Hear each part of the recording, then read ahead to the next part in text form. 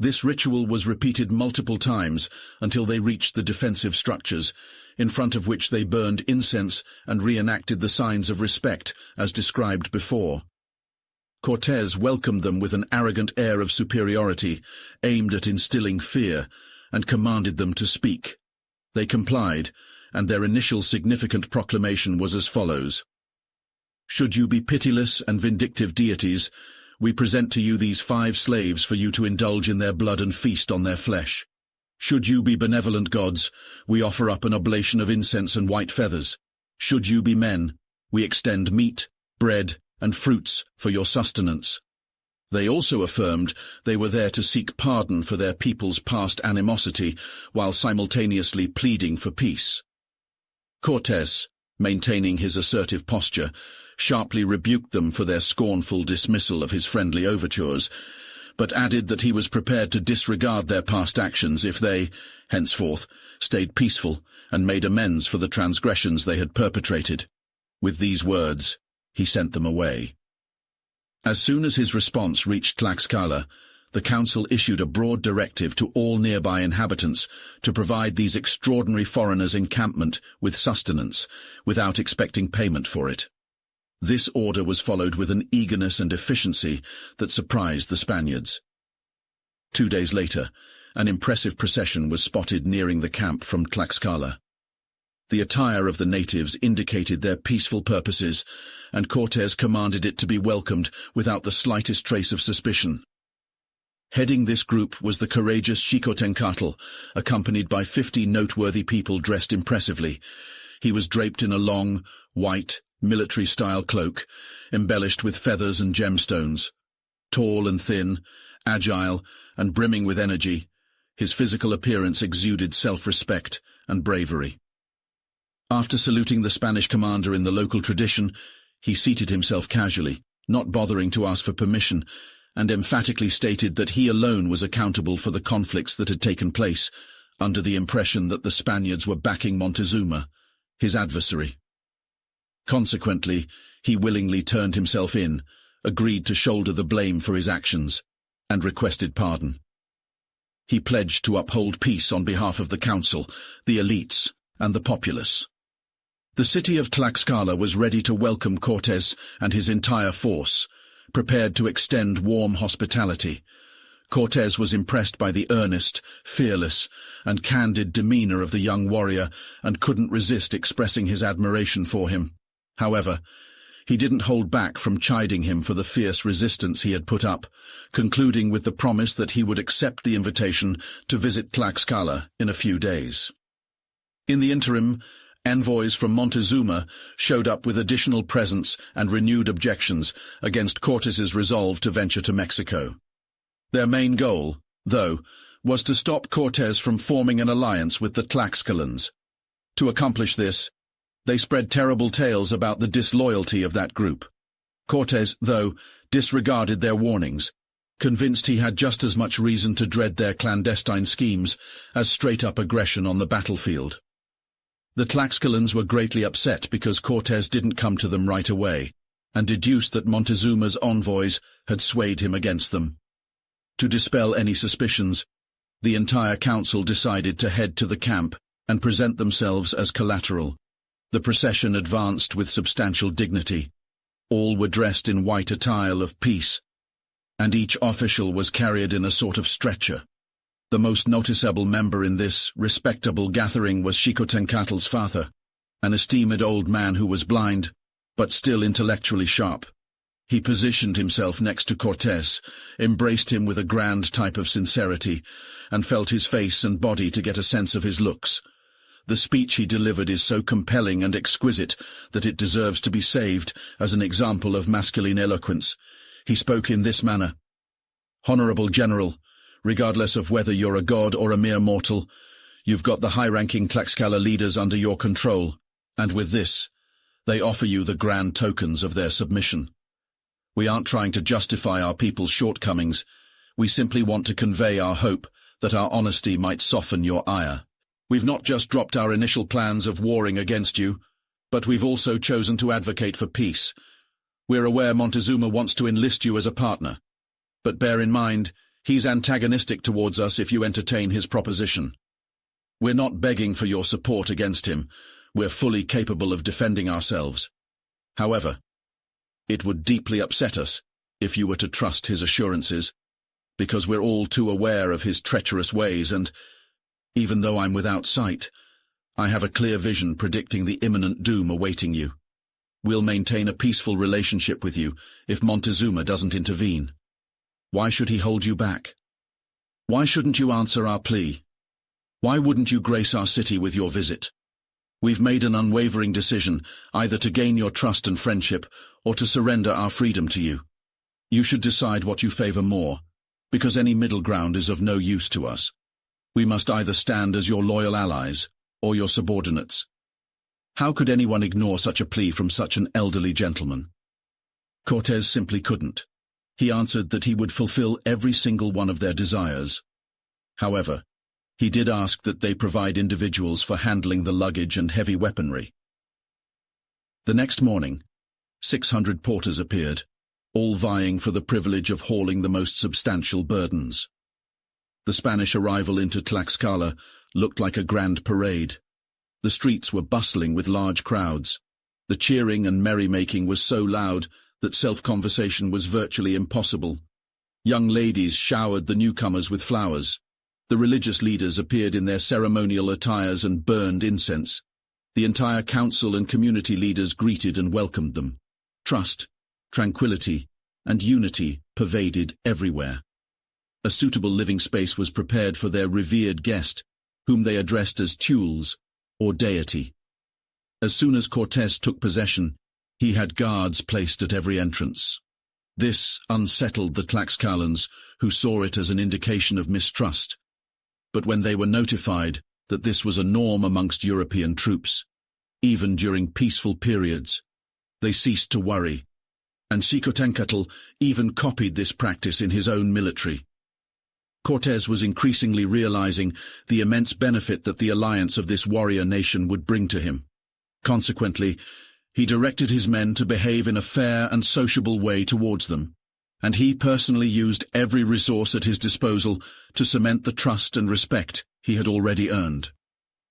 Chapter 7. Journey to the mystical city of Cholula. The inhabitants devise a plan to annihilate the Spaniards.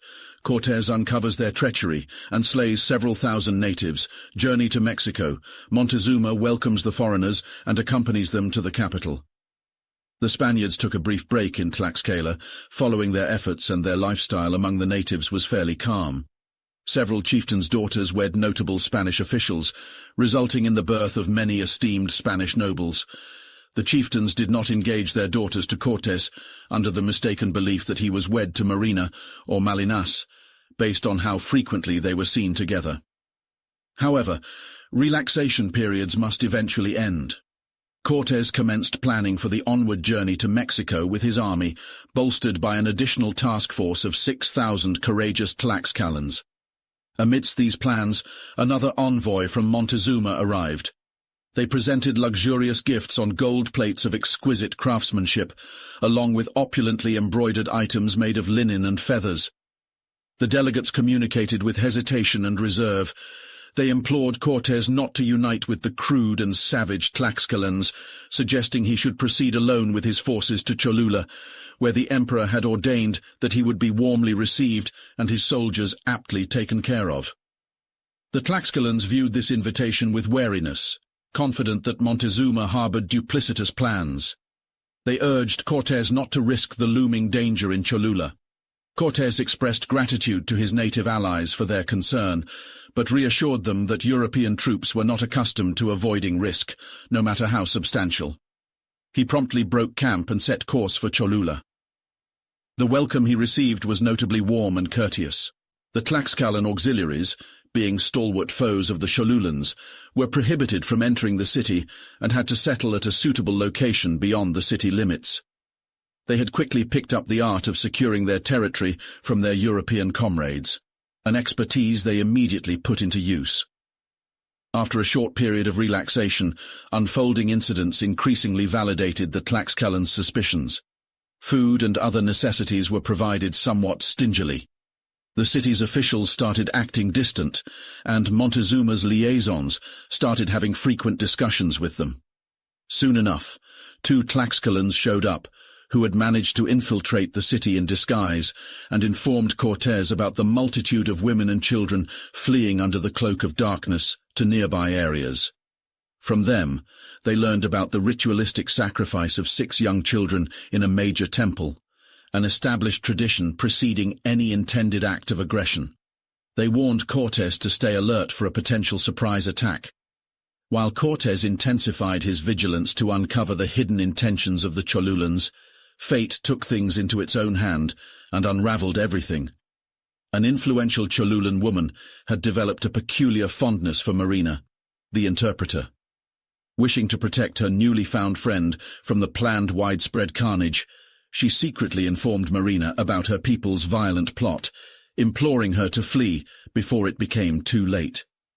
Marina, who was quick-witted and deeply loyal to the Spaniards, feigned to heed the woman's warnings, thereby persuading her to disclose the entire scheme. She discovered that on the scheduled day of the massacre, a detachment of Mexican soldiers would lurk around Cholula, ready to leap into action at a moment's notice, disrupt the streets by digging pitfalls covered lightly to trip and trap the horses, and hoard enormous quantities of rocks and other projectiles on the roofs of homes and temples to hurl at the Spaniards, thus ensuring their unavoidable end. Marina quickly delivered the alarming news to her ally Cortes, who wasted no time in crafting a strategy to prevent the impending catastrophe. His first move was to coerce the native woman and 2 influential priests through threats and payoffs into revealing the full scope of the conspiracy. He then resolved to display such a level of retaliation that Montezuma and his supporters would forevermore abandon such ventures. To achieve this, Cortes arranged his troops and the Zempoalans in combat formation within the courtyard of the substantial building that served as his temporary residence. The Tlaxcalans received instructions to infiltrate the city at the sound of the first gunfire and under various ruses lure the key Cholulan chiefs to the Spanish base for detention. Once all plans were set, Cortes signaled for the onslaught and the bloodbath got underway. The Spanish and the Zempoalans pressed forward, joined by the Tlaxcalans infiltrating the city. They powerfully cut a path through the city from all directions, leaving a trail of bodies in their destructive wake. The native leaders were utterly stunned, barely mustering the courage to feebly defend themselves.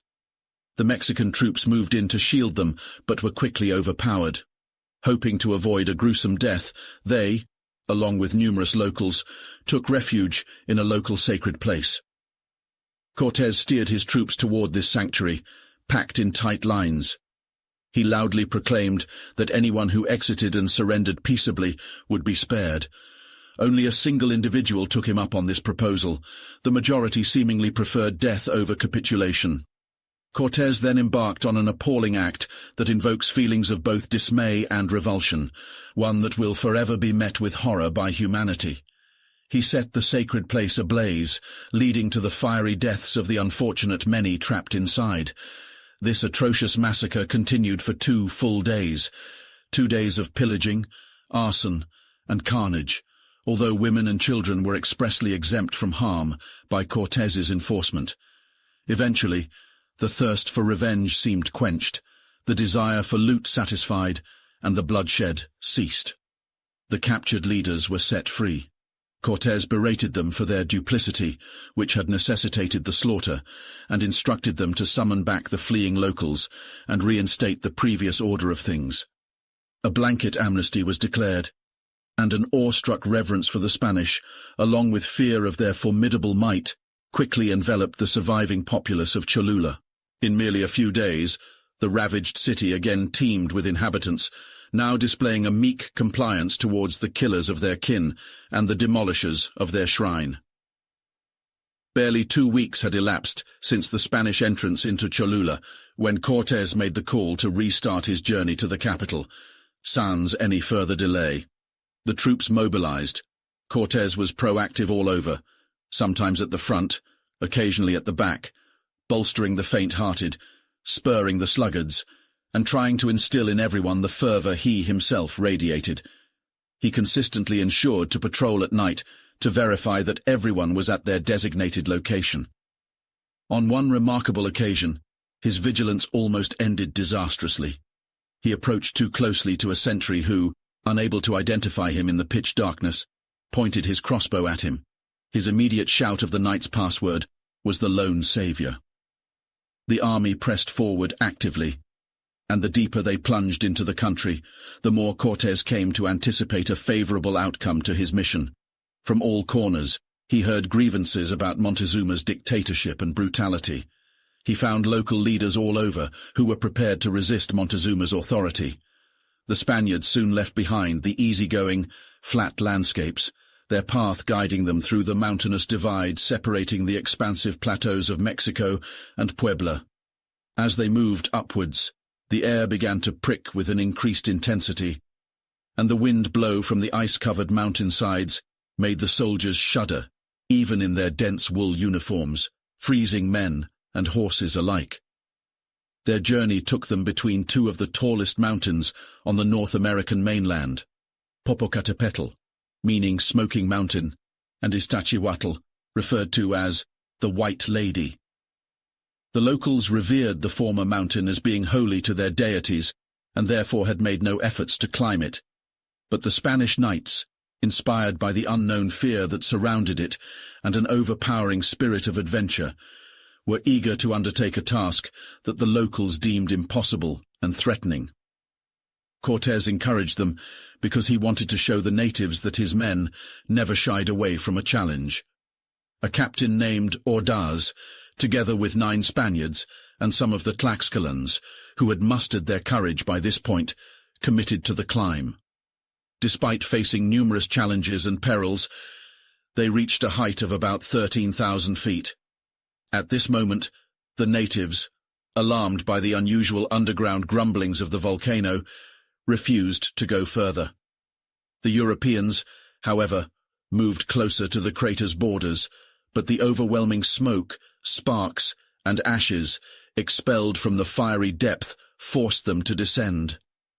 The army continued its trek through highlands and gorges. After enormous struggles, they were greeted by a sight that repaid their effort and filled them all with joy. A vast and breathtaking landscape spread out before them. In the middle shimmered a lake, visually similar to the sea. Scattered along the lake were numerous dignified cities and towns, and among them sparkled the crown jewel, the far-off gleaming metropolis, impressive with its many places of worship and towers. They had arrived in the Valley of Mexico, or Tenochtitlan, as the locals name it. At first glimpse of this stunning area, the awe-struck Europeans questioned whether they were awake or trapped in a dream. All their past perils faded like fog burning off in the sun, and they embraced readiness for whatever may come their way. Cortes took note of their exhilaration with pleasure, and moved thoughtfully along the lake's edge towards the grand city. Suddenly, a large group of people emerged from the city and headed towards them. Numbering over 1,000, they were clearly individuals of high status as they brandished stylish capes and feather clusters. They approached the Spanish force in an attentive silence, and each demonstrated his utmost respect for the general, informing him that Montezuma himself was on his way. The city's forefront came into view, 200 strong, uniformly dressed and adorned with feathers. These individuals walked barefoot in pairs, and upon reaching the top of the Spanish force, arranged themselves to allow a glimpse of the polished ranks of court attendants, among whom Montezuma himself was highlighted, seated on a gold-crafted chair. 4 of the realm's high-ranking notables carried this prestigious item on their shoulders. Other members held a beautifully structured canopy over him, seemingly made from a refined fabric, embellished with silver and green feathers. Preceding this dazzling procession, 3 authoritative officials elevated golden rods ceremoniously at intervals.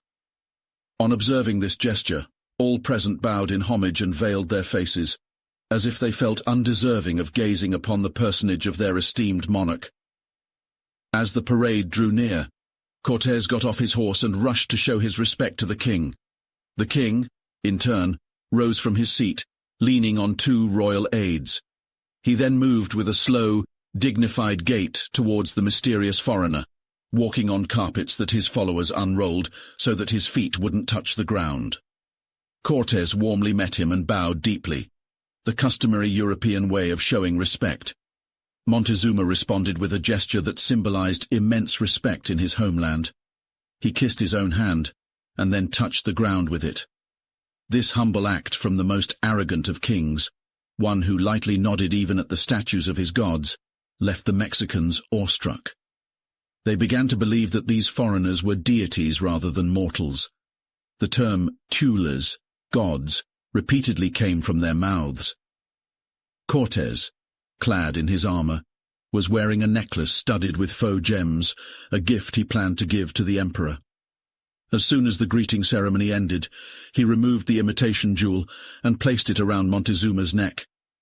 The emperor seemed delighted with this gesture and commanded his servants to bring one of his expensive accessories, a necklace made of precious, rare shells, from which golden crabs hung on both sides.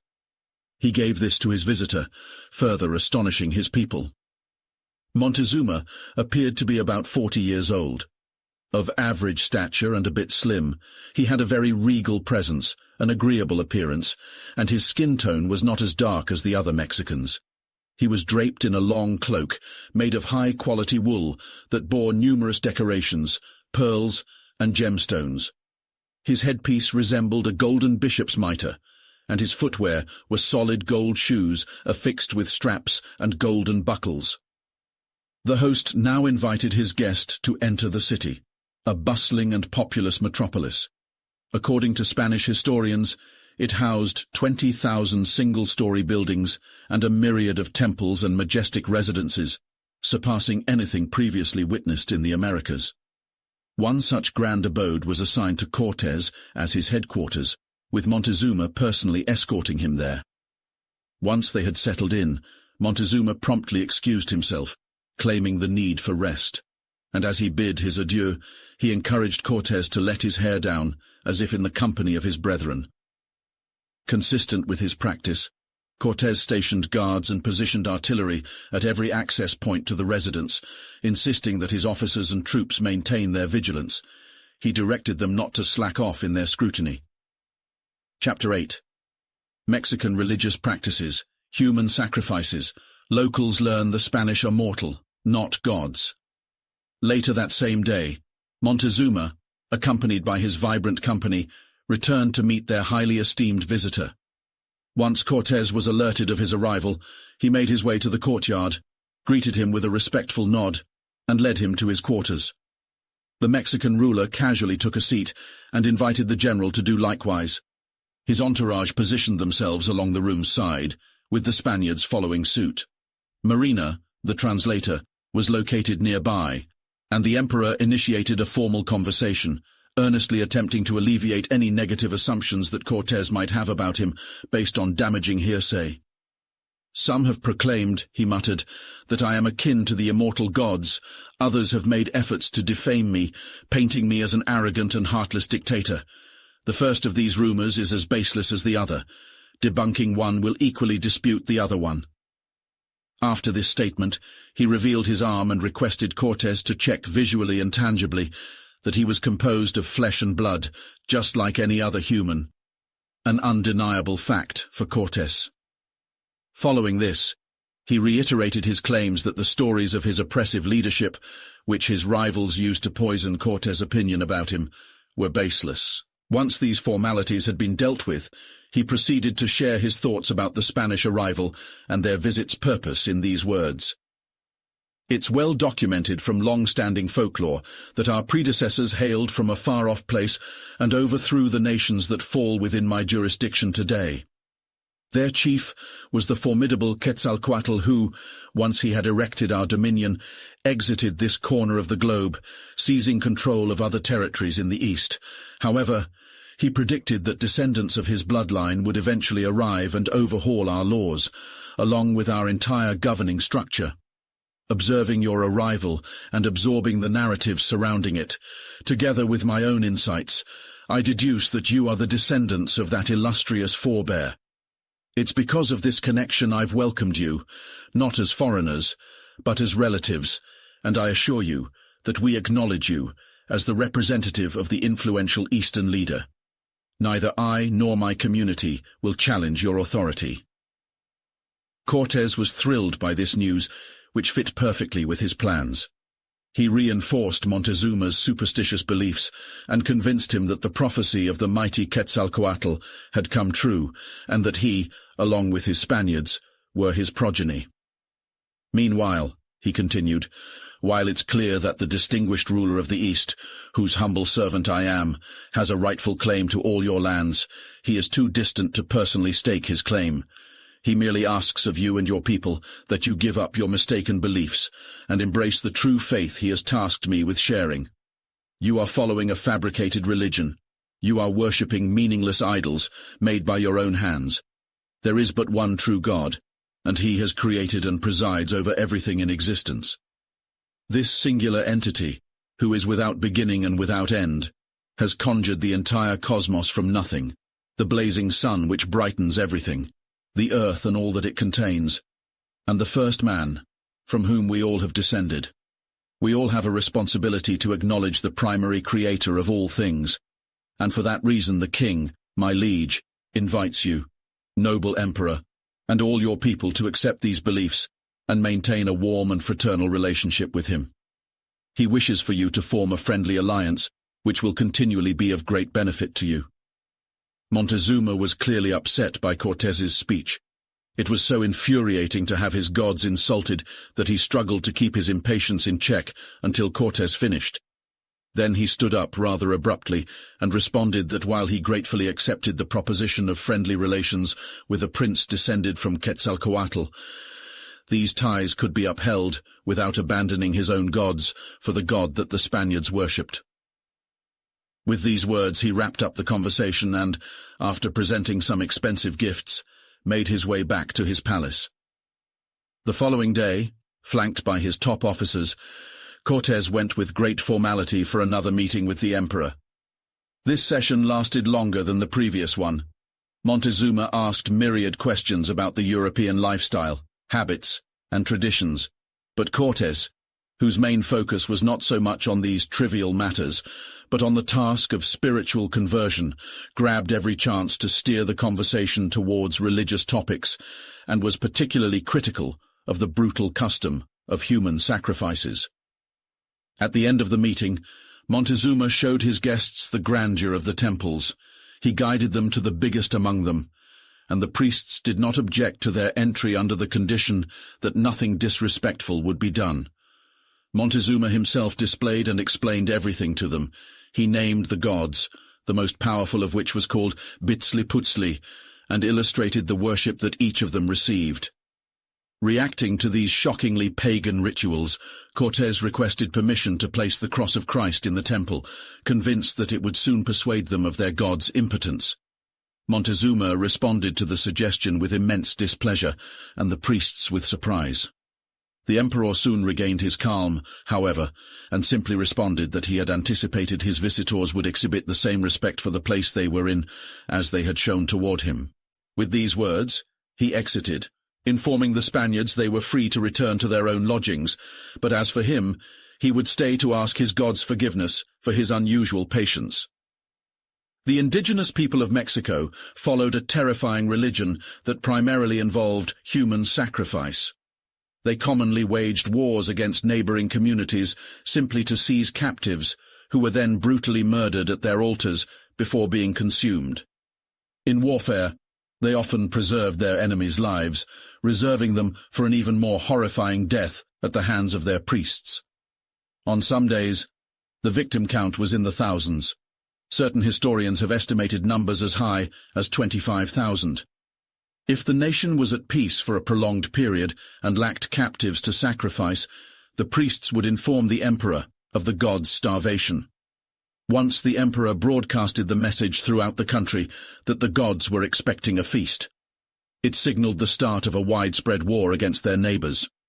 Following the collection of an adequate number of prisoners, the priests initiated their gruesome activity. It's indisputable that the multiple calamities that befell the natives due to the oppressive Europeans were a significant injustice. Yet in comparison to the extreme atrocities enacted before their arrival, it must be conceded that, overall, submission to Spanish domination brought about more positive than negative outcomes for these unfortunate individuals. Cortes's satisfaction with how his venture was going up to this point was suddenly sidelined by the reality of the risk he had so audaciously leapt into. It dawned on him in no uncertain terms that he had bitten off perhaps more than he could chew. The outcome for him and his soldiers laid in the hands of a king, whose true motives began to seem increasingly inscrutable. The Tlaxcalans had maintained their warnings from day one, suggesting that Montezuma's purpose in welcoming him into his capital was to secure him in a snare with less chance of evasion. The disposition of this leader and the unique positioning of his capital gave credence to such cautions. Should they demolish the bridges around the lake, which were the capital's only entry points, he recognized he would be entirely isolated from the outside world, enveloped by a crowd whose superior force couldn't be matched by his bravery or arsenal. Amid this predicament, a rather upsetting incident happened in Vera Cruz, which came to Cortes's attention slightly earlier. Qualpopoca, a Mexican general, vowed retribution against the rebellious locals who'd sought protection from the Spaniards following Cortes's departure.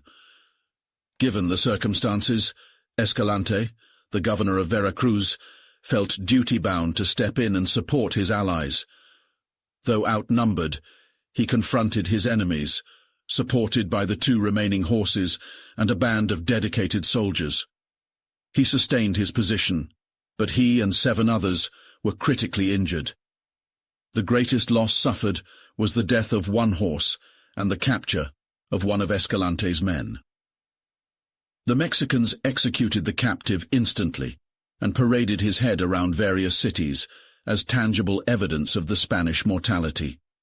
Eventually, this gruesome trophy reached the capital.